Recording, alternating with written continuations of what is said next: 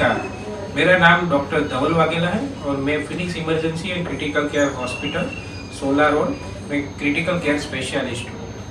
आज हम organophosphorus pesticides के पॉइजन के बारे में तो कुछ जानेंगे। अक्सर हम जो किसान होते हैं वो खेत के लिए पेस्टिसाइड्स यानी कि जंतुनाशक दवाओं का यूज़ करते हैं। उसमें से जो सबसे कॉमनली यूज़ हो रहा है वो ऑर्गेनोफॉस्फोरस पेस्टिसाइड्स के। ये जो भी पेस्टिसाइड्स न केवल जंतुओं के लिए बट वो मनुष्यों के लिए भी जानलेवा हो सकता है।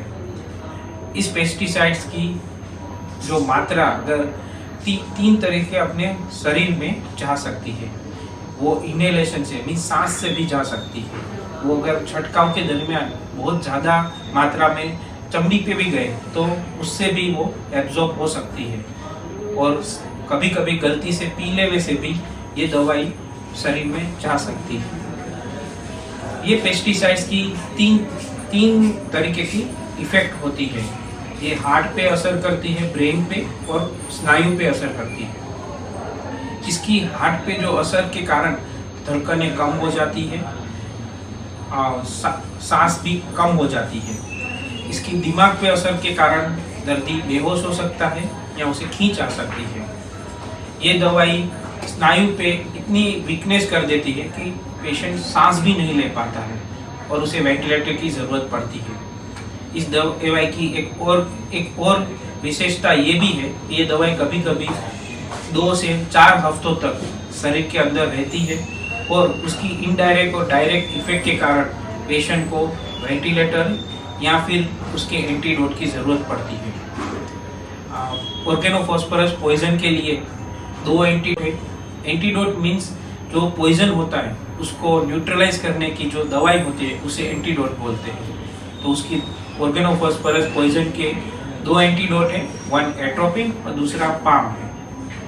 तीसरी चीज़ ये है कि ये दवाइयों के कारण इसका जो इफेक्ट है उसके कारण पेशेंट को लंबे समय तक वेंटिलेटर भी रखना पड़ सकता है। आज ऐसे ही एक पेशेंट के बारे में हम जानेंगे। पेशेंट हमारे पास ऑर्गेनोफॉस्फोरस पॉइजनिंग यानी कि मोनोक्रोटोफॉस जो दवाई का नाम है वो लेके उसके साथ पॉइजन के साथ एडमिट हुए थे। ये पॉइजन के बाद उसका धड़कनें कम हो गई थी, वो सांस भी नहीं ले पा रहा था और उसके जो सिक्रीशंस हैं, जो सलाइवा है या फिर बलगम है, वो इतने प्रोफ्यूजली इतने ज़्यादा हो गए थे कि उनको वेंटिलेटर पे रखना पड़ा था। एंटीडोट ऑलमोस्ट 2 हफ्ते तक देना पड़ा था। वेंटिलेटर की रिक्वायरमेंट भी ऑलमोस्ट 2 हफ्ते तक थी। बाद में सेफली 3 वीक के बाद हमें उसे डिस्चार्ज कर रहे हैं। फिर ऑर्गेनोफॉस्फोरस पॉइजनिंग की असर कभी कभी 4 हफ्ते तक भी रहती है और उसकी प्रॉपर ट्रीटमेंट करनी पड़ती है।